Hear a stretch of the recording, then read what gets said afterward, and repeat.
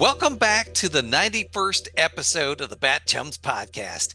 I'm Drew Leiter, and joining me tonight is my co-host, the man, the myth, the new legend, Mike Gordon. Howdy, Drew. Here we go again. Still in the second season in 1967.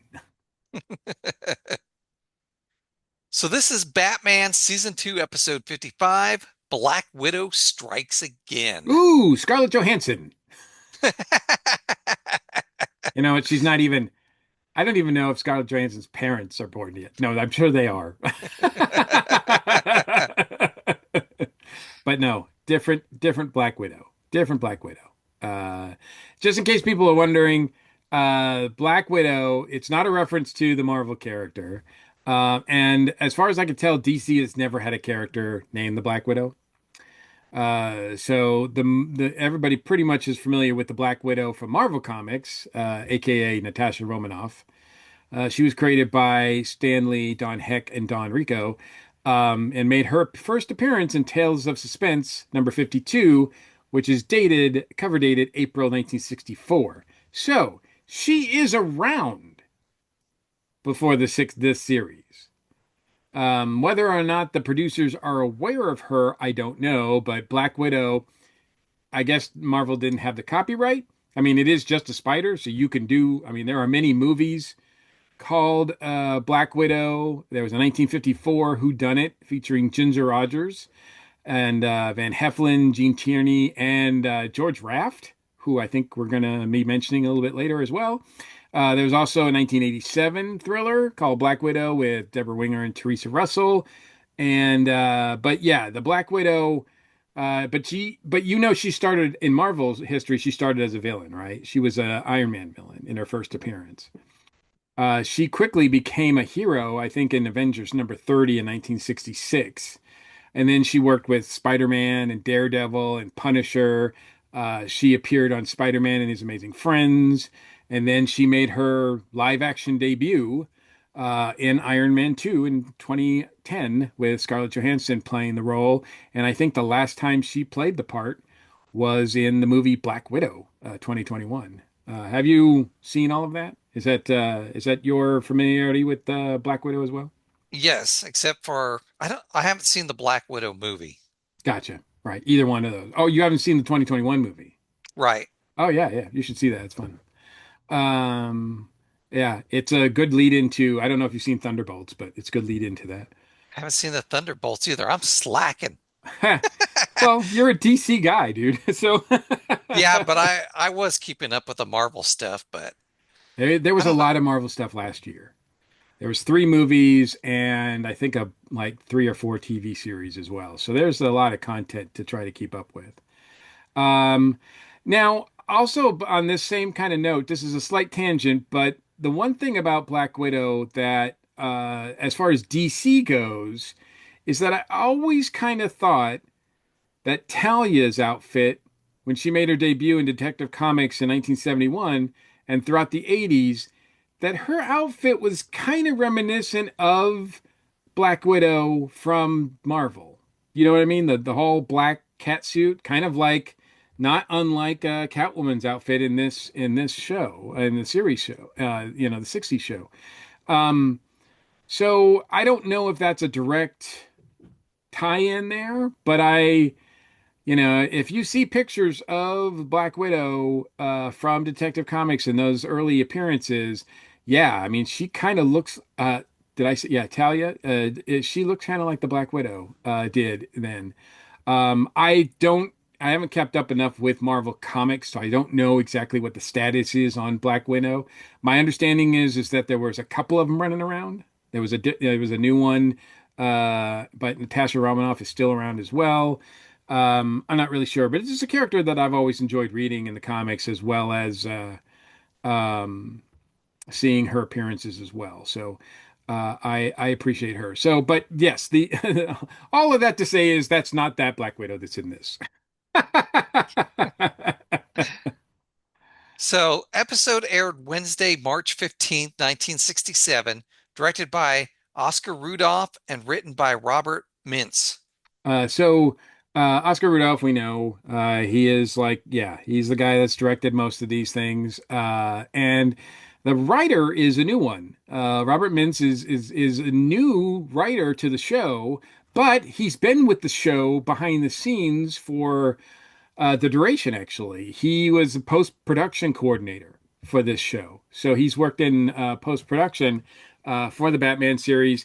He didn't write a lot of episodes of anything. This is his only foray into writing Batman. He wrote a couple of episodes of The Outer Limits. And, but primarily he was known for his post-production work and behind the scenes work. So he worked on shows like Time Tunnel, Green Hornet, no shocker there. Voyage to the Bottom of the Sea, Land of the Giants, Journey to the Unknown, Lost in Space. He was a producer on the series Ghost of Mrs. Muir. But he worked up until, just I wasn't able to get an exact date on his born date and his death date. But my understanding is he's no longer with us. But I think he was around till the 2000s because he has producer credits on movies like Narc from 2002. He's got credits on Dream a Little Dream from 1989, Sex Lies and Videotape from 1989, Vamp from 1986. He's got all sorts of credits. So he's been around the movies and TV industry for a long time. But yeah, I do believe he's no longer with us because I think one of the last things I saw had a tribute like in memory of, and that was dated, I think, 2022, I want to say, but it might have been earlier than that. So, but yeah, this he's not a guy that usually writes stuff. So this is an unusual thing, but it's pretty cool that they're doing this, I think, and allowing because we've got a producer. Already, like just a few episodes ago, there was a producer who wrote an episode, and now here we have a one of the guys in pro production writing an episode too. So that's kind of cool to see that kind of camaraderie there. It's another groovy day in Gotham City, but there's a new face in town, the face of Black Widow. The Black Widow arrives at the bank in the sidecar of a motorcycle, driven by one of her henchmen, Tarantula. The So this is pretty cool because I love the fact that it's the motorcycle and sidecar, much like uh, the one that the Bat Cycle, the Batman and Robin used that we saw in the last episode. It would be cool if we get a motorcycle chase scene. I don't think we will, but it would be cool if we do. But I love the markings on it, the design, everything.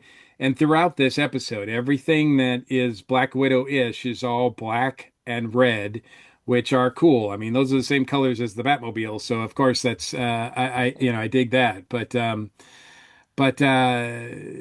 so Black Widow, I don't know if you can I don't know if you can call her a new face because she is played by Tallulah Bankhead, who is not by this point in her career in her life, she's not a spring chicken.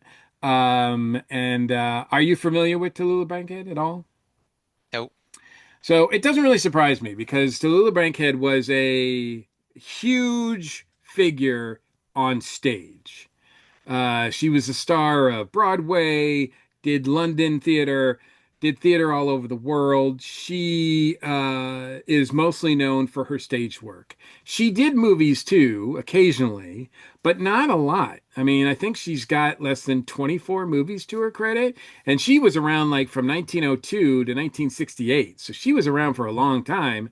But yeah, she didn't do a lot of like TV and movies. She did later in life do some TV and make some appearances, but she was more of a personality than anything. She, much like Mae West or Marlene Dietrich, she was a diva in the highest order. Like she commanded, she had a presence about her, whether she was on screen or on stage or off. And she always said what she felt. She had no filter. She was constantly getting into making headlines with that kind of thing. But she was a great presence and a force to be reckoned with for sure. She two movies that I feel like are her best. If people want to check out some of her work, is the Alfred Hitchcock movie Lifeboat from 1944. She's great in that. And then there's a Hammer movie called Fanatic, but in this that was in the UK title. The the US title was Die, Die, My Darling from 1965. So it was released right before this. But man, she is a terror in that movie. I definitely recommend people check that out. And sadly enough, this is one of her last appearances ever.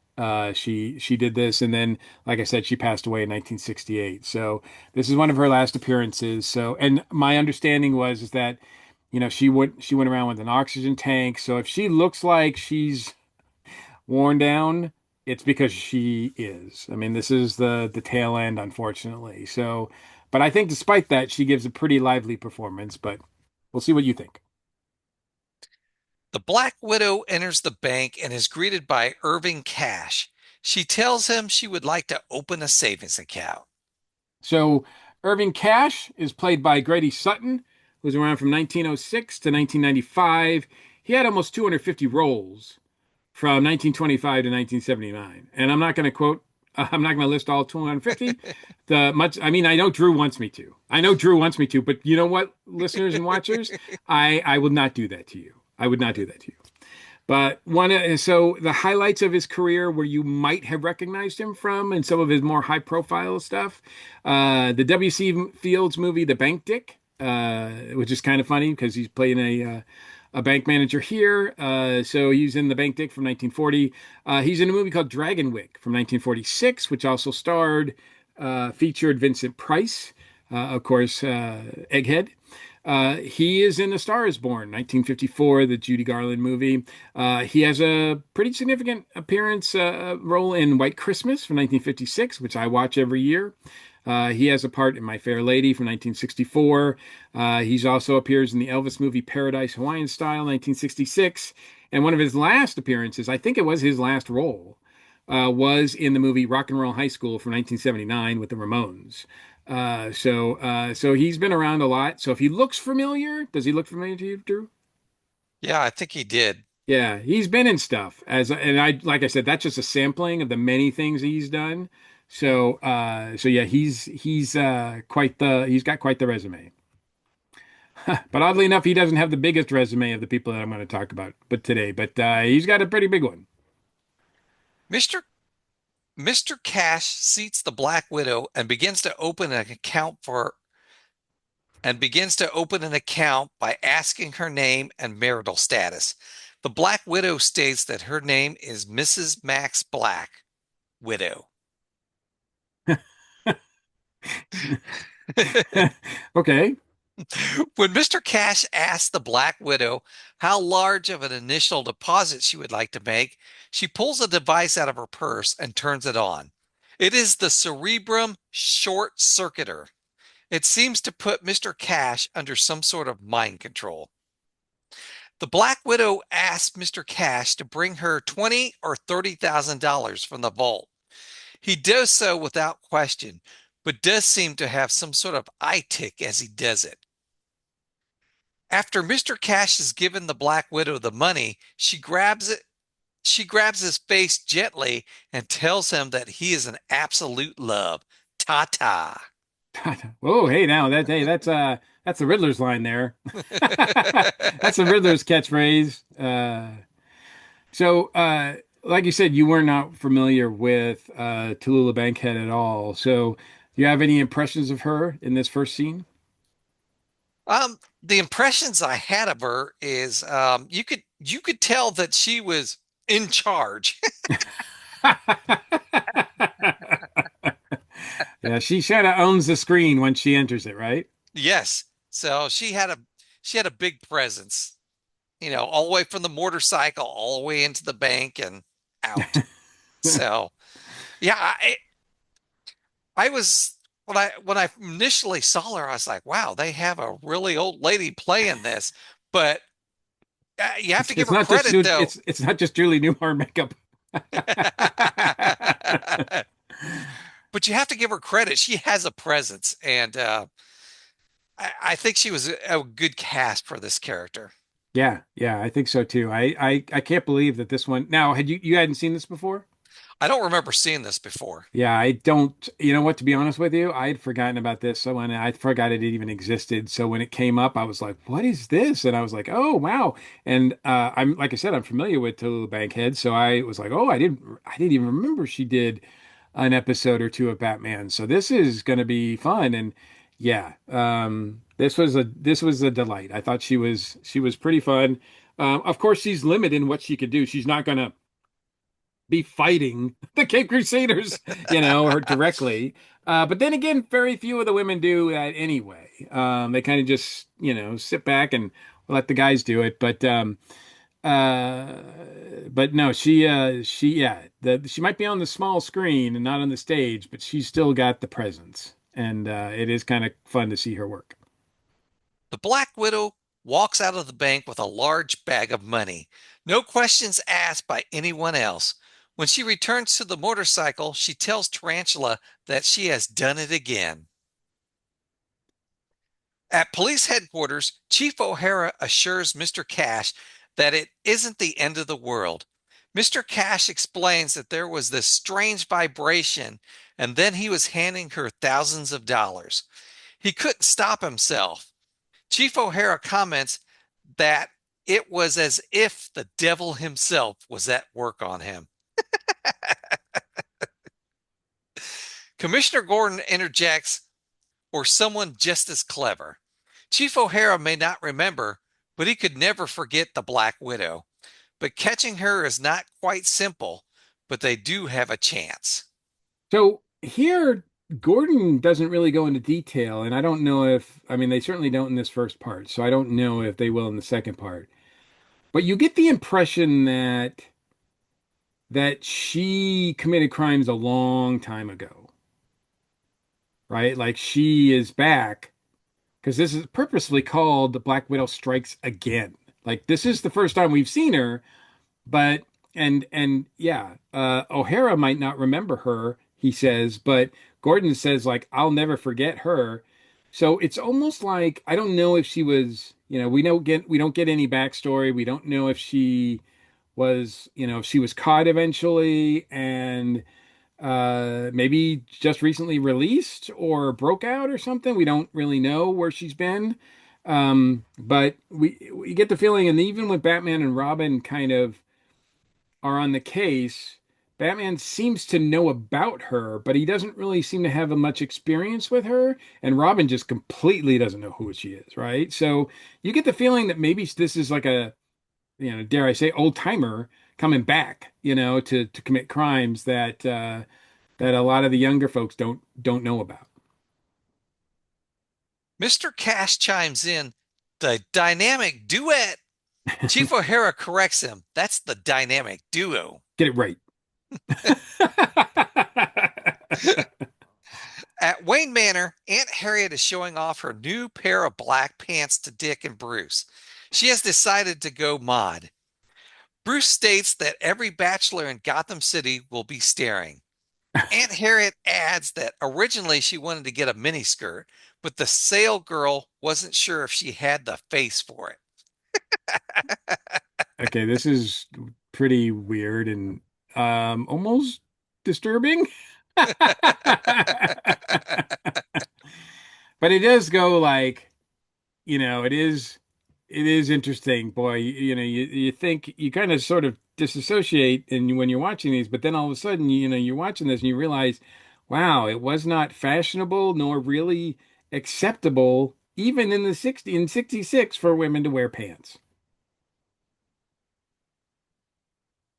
because they make a big deal about it. And it's like now, truth be told, Tallulah Bankhead's character has no problem wearing pants. So, so yeah, that's it's pretty weird and timely, I guess. Alfred interrupts, notifying Mr. Wayne that a Mr. Gordon commish is calling. Bruce tells Aunt Harriet that they have been expecting this call. They may be tied up for a while. Yeah, That was a it's little too on the nose, I yeah, it's thought. almost as bad as Pig Latin, like the At Bay home pay.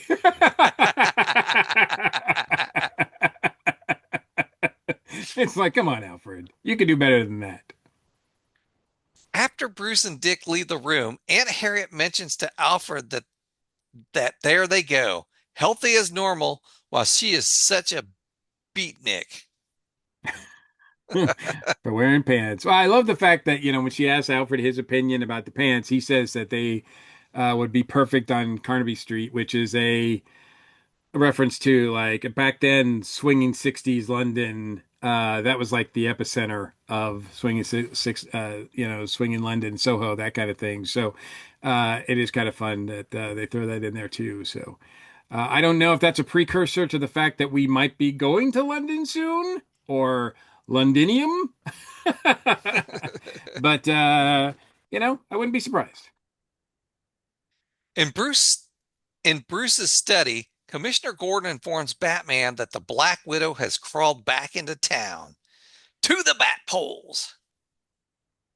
At police headquarters, it is determined that the Black Widow wins her victim's confidence by pretending to open a savings account. Her methods of overpowering include hypnosis, drugs, and other artificial brain stimuli. Chief O'Hara wonders what that has to do with a lady's hair dryer.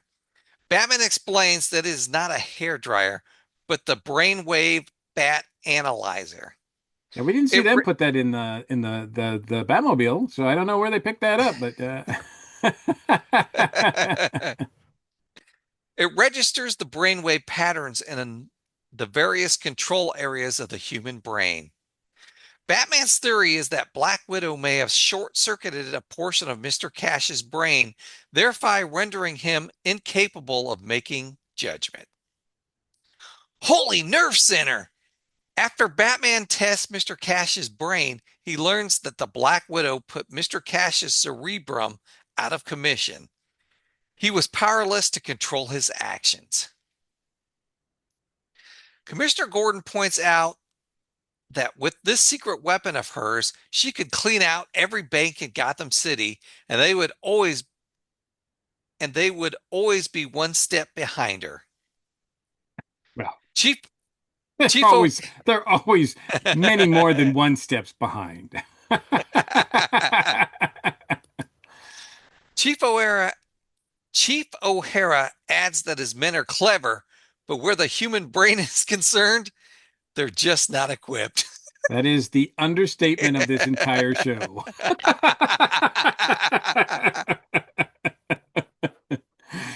That is the understatement. Mr. Cash wonders if he is going to be all right. Batman advises him to take 2 cold tablets and get plenty of rest.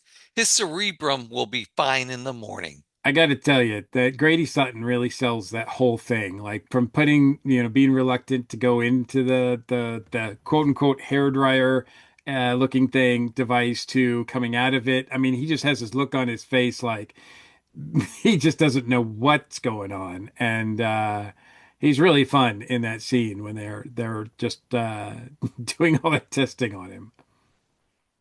Batman orders Robin to quickly grab the bat analyzer. They are returning to the Batcave.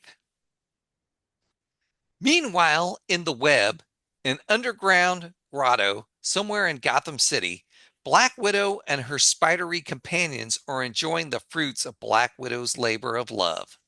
So we've got our spidery companions. We've got Tarantula, Daddy Longlegs, and Trapdoor, who probably hasn't entered yet. So, but for the sake of, there's some other ones too, but I think those are the only three that are named.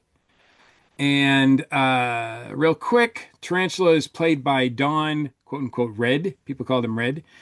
Barry. He was around from 1910 to 1980. Now, if he looks somewhat familiar to you, Drew, he was the Grand Visor in season one's episode, The Curse of Tut and the Fairies in a Rut. So he's been in a two-parter before of this series. But I think he got his nickname. He did a lot of westerns when he first started acting in the 30s and 40s. And more specifically, he played, I think he was the first actor to play the character Red Rider. Now, in his movie in 1940. And Red Rider is significant because if anybody has watched A Christmas Story, The Red Ryder BB gun is the whole like centered around the whole Red Ryder thing, right? But yeah, this actor was one of the first, I think, actors to play Red Ryder. So it wasn't just a character that was made up for a Christmas Story. It was actually a real character. But he also appeared in other things as well. He was in a movie called Frankenstein 1970, which did not was not released in 1970. It was actually released in 1958. Uh, he was in. He had a small appearance in Ocean's 11, 1960. He was in an episode of The Munsters, Kolchak the Night Stalker, $6 Million Man, Bionic Woman. He was actually in 6 episodes of Little House on the Prairie. So someone might recognize him. And one of his last roles, I think, in 1980, well, it was released, I think, post, he died in 1980. Um, and one of his last roles was released posthumously in 1983. He was in the movie called Dr. Dracula. Now, Daddy Longlegs is played by Mike Lane. He was around from 1933 to 2015. I think he made his debut in the 1956 movie The Harder They Fall, but he was also featured in Frankenstein 1970, which was again released in 1958. Futuristic. Uh, he played the monster. And he also played the monster, Frankenstein's monster, in an episode of The Monkees in 1968 called Monstrous Monkey Mash.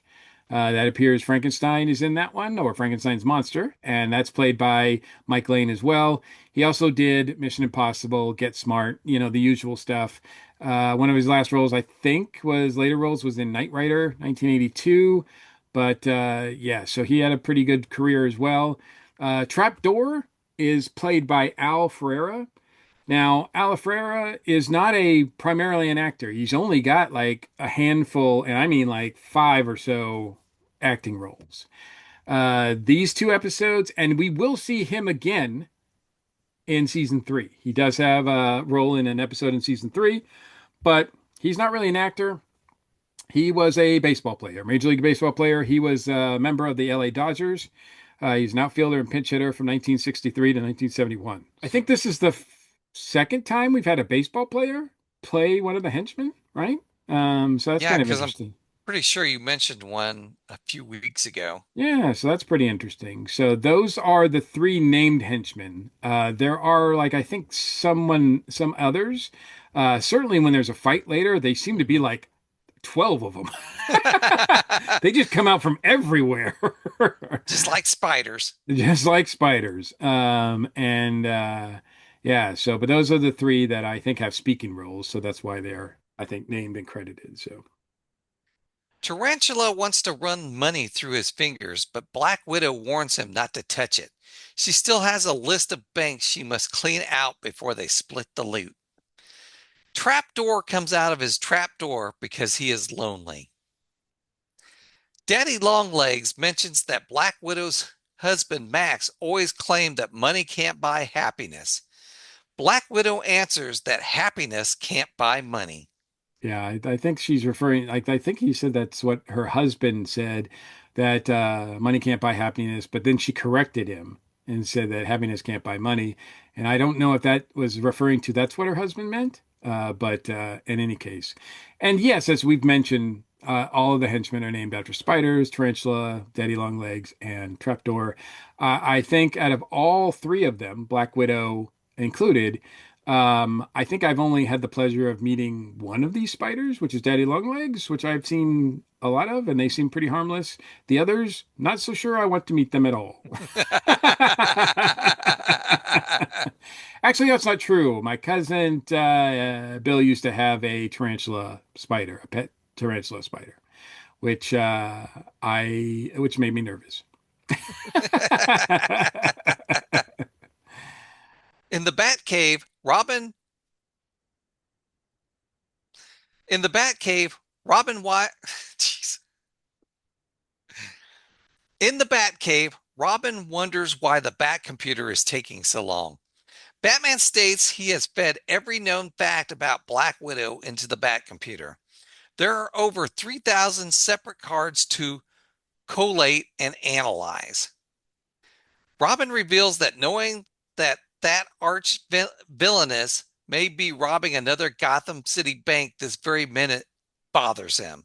See, this also gives the sort of implication that she's got a long history of committing crimes. Maybe not recently, but she's got a big history, right? So that's why it takes so long. This is the second time recently, I think, that we've seen the Bat computer just kind of not be reliable and them remarking on it, right? So I think that spaghetti that they had it do like a while ago, like I think that really had some ramifications because I don't think it's been acting right since then.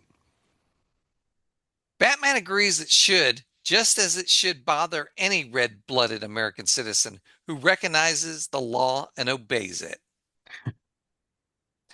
Elsewhere, at that very minute, Black Widow robs another Gotham City bank. She asks for 20 or 30,000 in small unmarked bills. Irving Bracken states that beneficial is here to benefit you. Black Widow responds, "How sweet of you. Make it 40." Back in the Batcave, Robin reads a response from the Bat computer. Black Widow lingerie. Black Widow weeds removal service. Black Widow blacktop company. Black Widow and black attorneys, but not one single bank. Batman believes that the Bat computer seems to be hung up on the word black.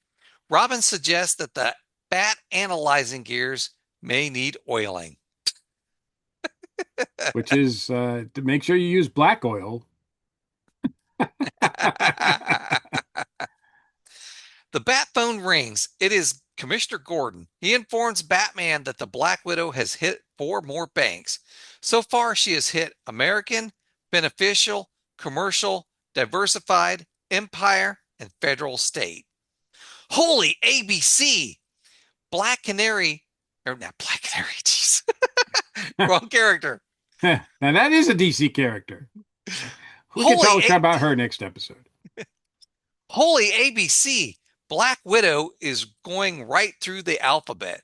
No wonder the Bat computer couldn't figure out her plan. It was too easy. Okay.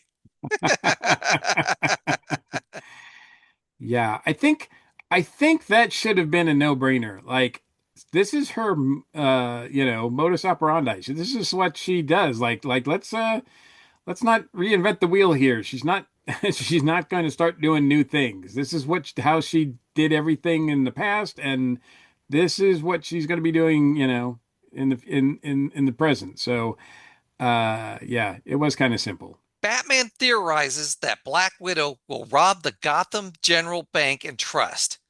Tell Chief O'Hara and his men to sit on their tuffets and stay away. Robin and he are less likely to frighten this spider away. Yeah. Well, they make the connection that she's just hitting these in alphabetical order. And so I find it hard to believe that there's only one bank in Gotham that starts with the letter G, especially since it's Gotham. But I don't live there, so who knows? Batman telling Chief O'Hara's men to sit on their tuffets. I think they do that quite often already. Yeah, that was I must admit, even for Batman, that was kind of like, oh wow, he's pulling out the nursery rhyme. Oh mother Muffet. Oh, kind of he's kind of slamming the Gotham CPD. Like, I mean, he's told them before, like, you should stay away because you'll scare him off before. But this way, he was kind of mean about it, but. It's not like it's not warranted. Nope. Batman and Robin arrive at the Gotham General Bank and Trust. They ask a citizen in a trench coat and hat who is flipping a coin in the air if he's seen Black Widow. The man answers that he is not too familiar with Gotham City or any of its denizens. You know who that Ciao. is, right? No, I was like, I knew I was supposed to know who that was, and I could tell it was somebody important, but I had no idea who it was. It is George Raft, who is another legend that's in this. So Tallulah Bankhead is a legend, an acting legend. And George Raft is an accomplished actor as well. He was around from 1901 to 1980. He pretty much um, established, he's one of the main guys that established sort of gangster movies.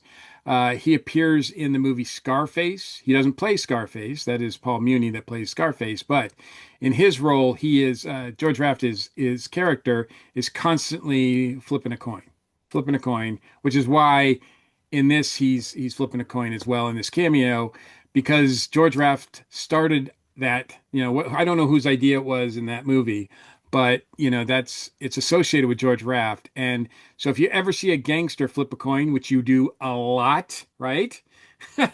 It all started with George Raft and Scarface.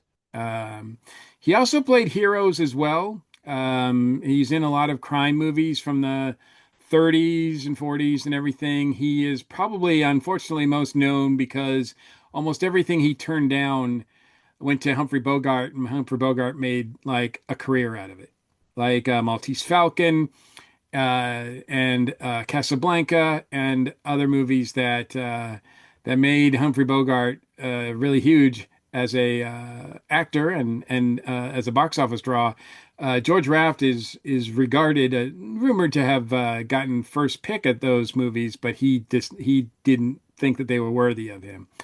But he's been in a ton of movies. Like I said, maybe not as many as some of the other henchmen because he's got 90 credits to his name. But you can find him in 1967. After this, he does as a bit part in Casino Royale. He's in Ocean's 11 as well, 1960. He's in 1959, Some Like It Hot. He's in 1956. He's in Around the World in 80 Days. He actually is in the movie, as I mentioned, 1954, Black Widow. He plays a detective in a movie called Black Widow, and here he is making a cameo in the Black Widow. So I thought that was pretty fun to have him in that. I don't know if if it just worked out that way or if that's a reference to that movie or whatnot. But in any case, it's kind of cool to see him here. So this is our sort of window cameo for the day, although it's for the episode, even though they don't do any climbing, they run across him and I think, we had an episode a couple of earlier this season with Catwoman going to a old gangster's home. And they talked to an old gangster who I'm really blanking on who played him in that, but he's a pretty notable actor and he did a lot of those crime movies as well in the 30s and 40s. And I do believe, was he flipping a coin as well? I don't remember. Yeah, I think he was, but I'm not sure. But obviously he was kind of, you know, paying homage to George Raft, and here George Raft is doing it himself. Closest we're going to come to Two-Face on this show. Yeah, I think you're right about that. Batman and Robin locate the bank manager, Irving Leghorn, sitting in the bank vault holding a gun. He is very nervous about Black Widow robbing his bank. So, before they go to the manager, they talk to the teller, and the teller is played by Walker Edmondson. And I mention this because Walker Edmondson is a notable actor. I don't think it's anybody you'd recognize, but man, when I read off some of the stuff he's done, he was around from 1926 to 2007. He had like 150 roles or something like that. But he was in, he did voice work as well as in-person work, live action work. He did voice work on the Flintstones. He was a live action appearance in The Monkees. He's in 5 episodes of Star Trek. Playing different characters every time. He's in 5 episodes of the original series of Star Trek. Probably the most notable thing that you would recognize him in physically is in Willy Wonka and the Chocolate Factory from 1971. He plays Slugworth. Oh, okay. There you go, right? Yep. You know him, right? He Yep. plays Slugworth. He's also in 3 episodes of Mission Impossible. He does the voodoo doll voice in the Trilogy of Terror from 1975, which is a fun, if you've never seen that with Karen Black, That's a great Halloween movie, trilogy of terror. He was in Sigmund and the Sea Monsters, 10 episodes of that. He was in $6 Million Man. He was in Shazam. He was in 16 episodes of Land of the Lost, playing various characters. He was in an episode of Buck Rogers in the 25th Century. He's in 4 episodes of Little House on the Prairie, so your wife knows him. He did the voice of Kingpin in Wilson Fisk in Spider-Man and His Amazing Friends. That's that animated series from the 80s. He did the voice of Inferno in the Transformers cartoon. He did a voice in The Great Mouse Detective. He did an appearance in Dick Tracy from 1990. And I think one of the last things he did was in 1997. He was a voice of Whizzer in the Spider-Man animated series from 1997. So he's got a quite the big resume, and yeah, it's funny because I was like looking at him, I'm like, man, he looks familiar. Looking over his IMDb, I was like, well, I've seen him a lot and heard him a lot.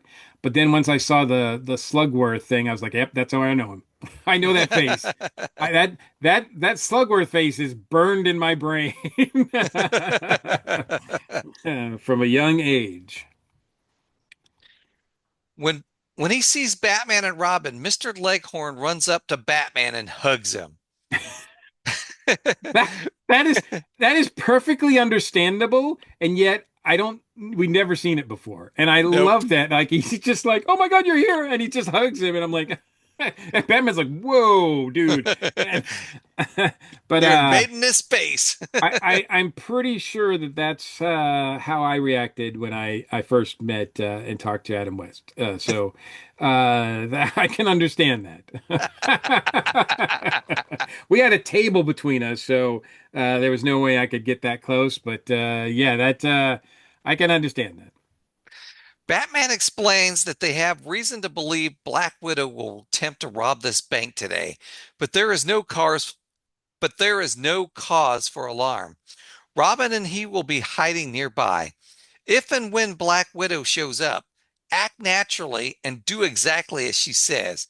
They will be right there to apprehend her at just the right moment. This guy had a shotgun. He was ready to take care of business. He was like in front of the safe with a shotgun. I was like, oh I man. I don't see this guy taking care of business. I'm sorry. He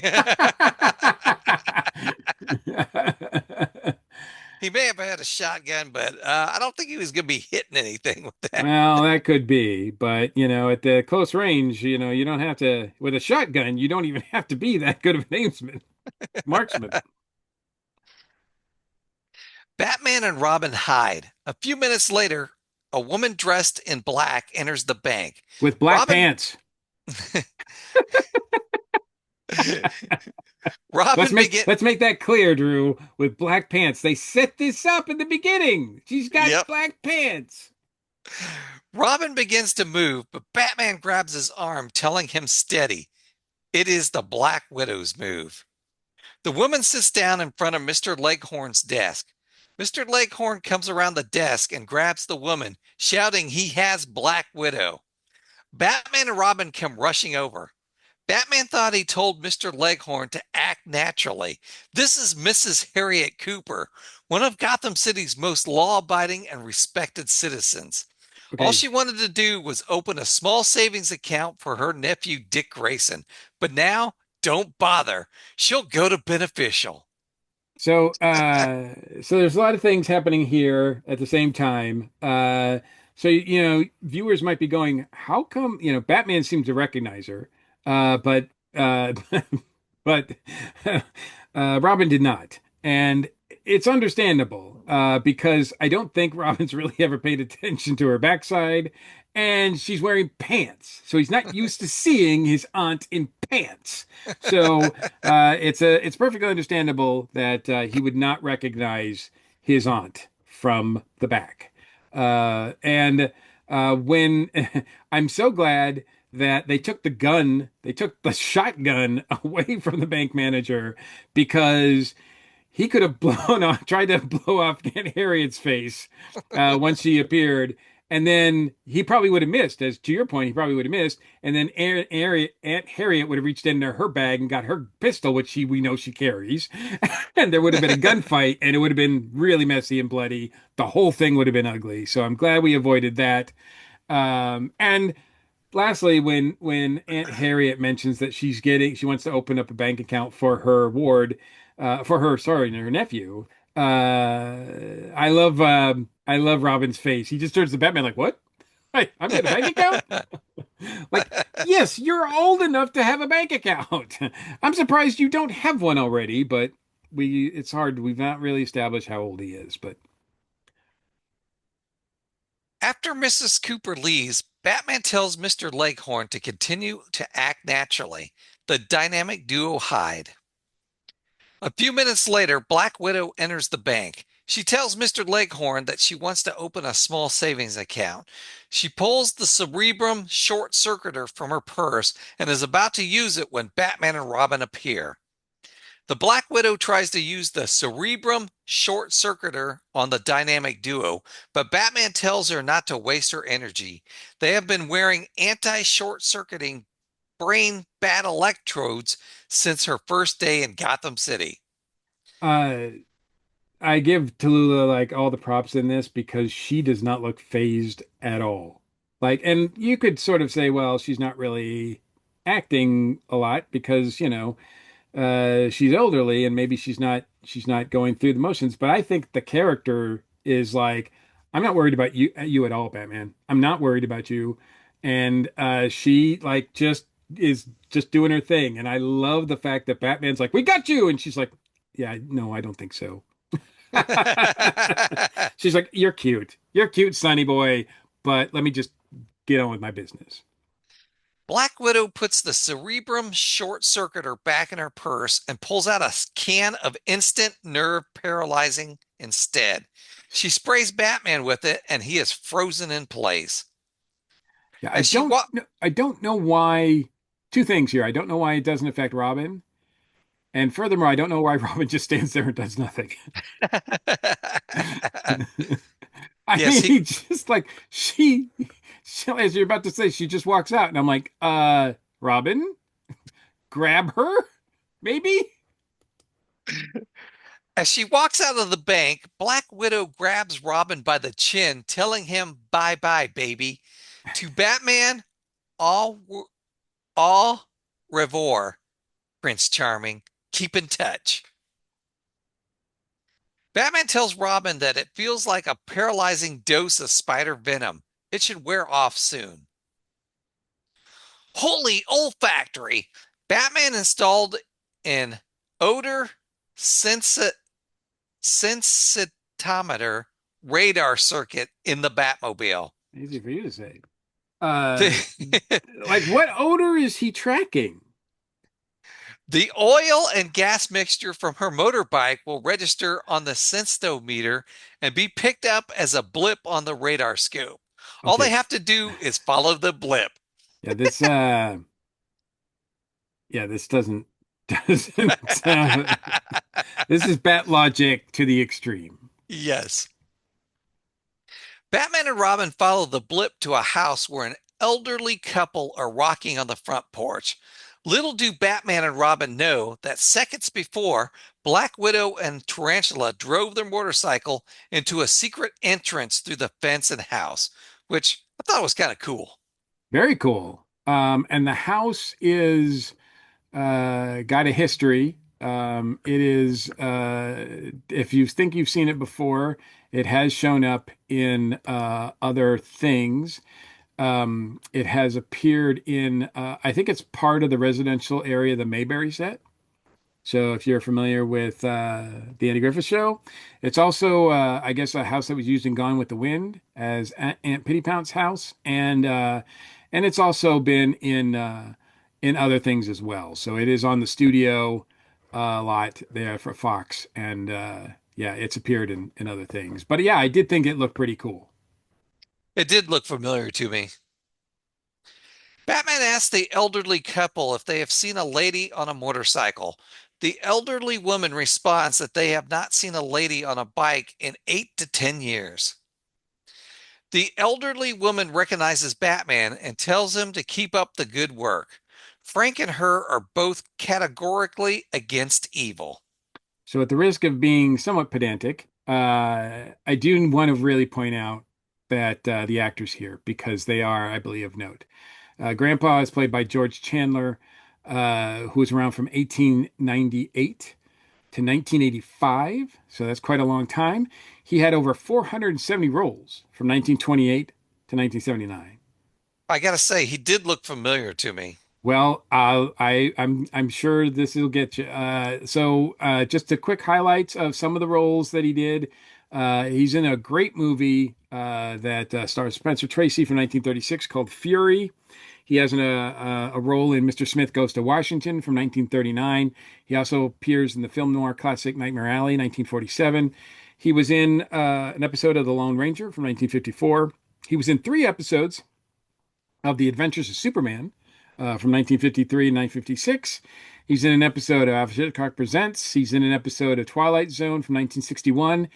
And my guess is this is where you're going to know him from, Drew, because he appeared in the joke, The Ghost and Mr. Chicken.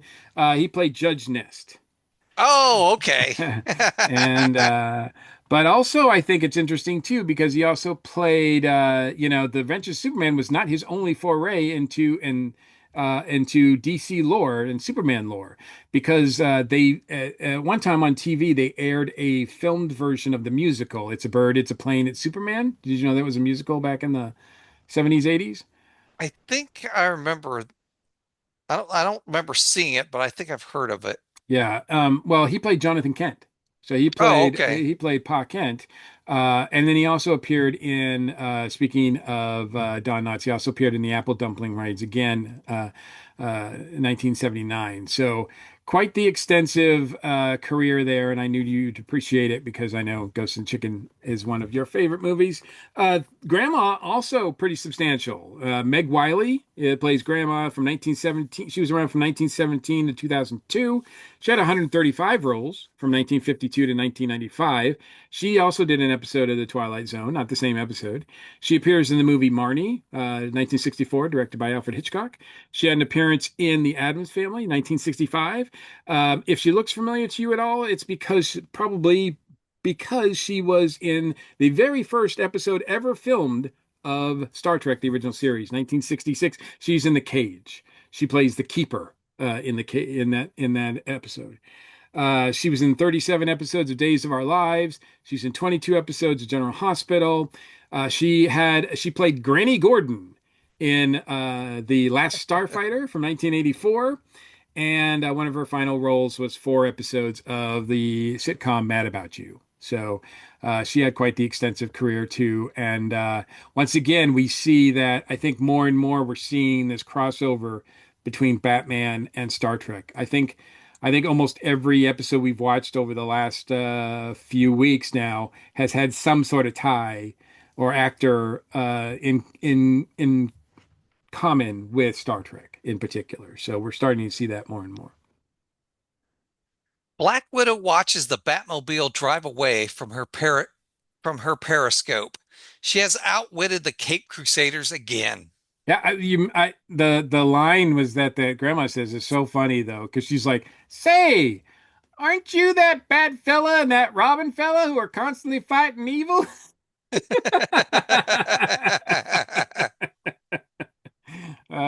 She's great. Back in the Batcave, Batman plays back the elderly woman's conversation on the Bat tape reader. It sounds perfectly normal, just the way it was picked up by the Batmobile's ultrasonic recorder. Batman orders Robin to activate the Bat skilloscope after listening to it again. Batman has no doubt about it. What they heard at the old frame house were amplified human voices. To the Batmobile! Yeah, it sounds a lot better than your device that Alfred was using to type a message to the commissioner a few episodes ago. What can I do for you, Commissioner Gordon? Like, it just yeah, sounded a lot better than that. But she's great. The Batmobile returns to the old frame house. 3 hours and the old couple are still going strong. Batman states that he thought they'd be off the rockers by now. Ha, nice, nice. Oh, look, Batman's making a joke. That and the Miss Tuffet thing, he's on a roll, man. Batman and Robin investigate to discover the old couple are made of rubber. The voice they heard on that recording was really sweet little old Black Widow. Batman asks Robin a question. When you chase a spider, where does he or she usually hide? Robin answers, under the house. Investigating further, Batman discovers the secret entrance to the web. The dynamic duo enter and are greeted by the voice of Black Widow, who welcomes them to the web. To the web. Suddenly, Batman and Robin are surrounded by 6 henchmen. Black Widow orders her henchmen to sick them. And then they come out like everywhere. Spiders. Like yeah. I don't know if there was like tons of trapdoor spiders, but they like descend. There seems like there's like 10 or 12 of them. And a fight ensues. Batman and Robin are able to defeat the henchmen, but Black Widow appears and Batman states that Black Widow is caught in her own web. Black Widow responds stating there is nothing common about her, dynamic doll. Oh, I love And, that line where he's like commonly known as Black Widow, caught in your own web, eh? She's like, there's nothing common about me, Dynamic Doll. and as for being caught in my own web, may I give you a tiny little piece of advice? If you wish to live and thrive, let the spider run alive. She's just owning it here. All these lines are just like, I mean, it's taken a while, but it seems like she's just coming out with zinger after zinger. Robin yells, not a chance after the evil you've done. Evil. Black Widow states that she must do another evil deed. She steps on a button on the floor, and a giant spider web drops from the ceiling behind the dynamic duo. Slowly, I must add. It was. It was kind of like, guys. Batman states not tonight, unless you can arrange it from the Gotham City jail. The Black Widow pulls the instant nerve paralyzer spray out of her purse. Batman and Robin instinctively move back and become stuck in Black Widow's web. Visually, You, the web looks pretty cool, though. oh, yeah, it does. You may be caped and you may be dynamic, but to me, you are a crashing bore. Oh, Bl- great line. The way her deliver that, you actually believe that she's just like, yeah, you're not worth my time. Black Widow snaps her fingers and her henchmen bring 2 gigantic spiders, stating she had them skip their dinner so they would thoroughly enjoy the Cape Crusaders. While her spiders feed, Black Widow states she is going to her vault and count their lovely loot. Is Black Widow about to succeed where countless other crooks have failed? Or can Black Widows be stopped before dinner? For the answer to this and other creepy questions, tune in. Manana. Tune in manana. Same bat time, same bat channel. Yeah, the narrator's going Spanish on us. Tune in mañana. It's like, okay. Sí, señor. So it throws a little bit of different there. Yeah, it's fun. I'd forgotten this existed, but I think it's not the most action-packed, exciting story, but I think so as a kid, I probably just didn't register. I was like, oh, this is an old lady. It's not fun. It's not the Joker. It's not the Penguin. It's not the Riddler. Yeah, whatever. But yeah, as an adult and now that and familiar with Tallulah Bankhead, I really appreciate what she brings to the table, and I think she does a pretty good job. And I think it's fun. I think it's a fun first half anyway. I agree with you. All right, that wraps up another episode. Do you have a shout out, Mike? I do. It's a new year, and with a new year comes a new podcast that I'm part of. Yes, I know, another one. So yes, in addition to BatChums, which I'm having a lovely time with still, Don't have any signs of slowing down on that. And Earth Station Who, which we are still doing on a monthly basis, reviewing classic episodes of Doctor Who until the new ones start back up again. And the Dragon Con report, of course, are all ones that are on the table still and will be coming out pretty regularly. But in addition to that, I recently teamed up with Jen, who's also part of the Dragon Con report, as well as Jonathan Chaffin, who is he's in charge of a tiki event here called tiki related event here called Inuhele. He also is the founder of Horror and Clay that makes tiki mugs and other bar accessories. So we've gotten together, the three of us, to do a podcast that you can see on YouTube, a vidcast as well, called Three Grog Night, because there's three of us, and so we've released our first episode so far. By the time you listen to this, I think the second and maybe even third one should be out. So we intend to record one of those, at least release one of those once a month. So if you want to know about all things tiki, because I get that question all the time, Drew, which is like, what is tiki? What is tiki culture? And all that kind of stuff. If you want to know more about the tiki culture, we are going to do our best to kind of explore the very different aspects of it. So yes, you can enjoy that. We'll have a link in the show notes. Three Grog Night, like I said, you can see that on YouTube right now. All right, I gotta go grab my shout out. So hang on a second. Here's another Christmas Batman item.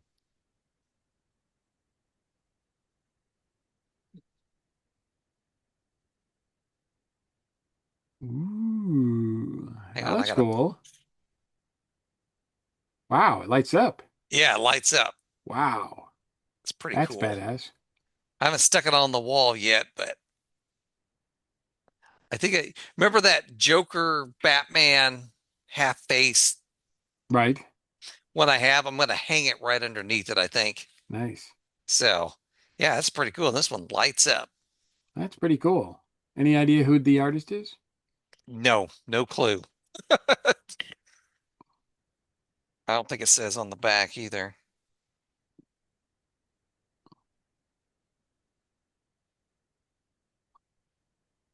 Nope, it doesn't. I don't know who the artist is, but Hmm. it's pretty cool. Yeah, it looks really neat. So, all right. So that's my shout out. Another more More, Christmas more, Batman. more Christmas bat gifts. Yep. Awesome. All right. If you'd like to comment on anything we've talked about tonight, you can reach us at our feedback line 317-455-8411. Text us, leave us a message, or you can email us at batchumspodcast@gmail.com. All right, you ready to get out of here, Batchum? Bat chums are ready to move out. Atomic batteries to power, turbines to speed. Thanks for joining us, and we'll see you next week. Same bat time, same bat channel. Don't worry, more spiders are yet to come, darling.